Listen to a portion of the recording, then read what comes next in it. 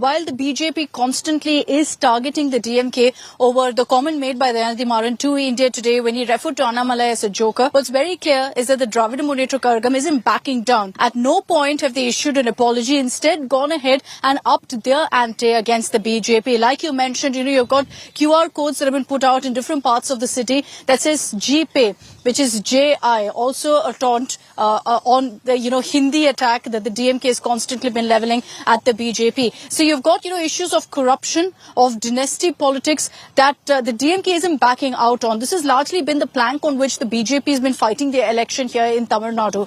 But at no point, which you see in national politics largely, is the DMK backing down. And that's why they too are raking up alleged corruption constantly in every single speech that Chief Minister M.K. Stalin is making. He's referring to electoral bonds, saying that this is the real corruption that has now been exposed of what the BJP is really doing.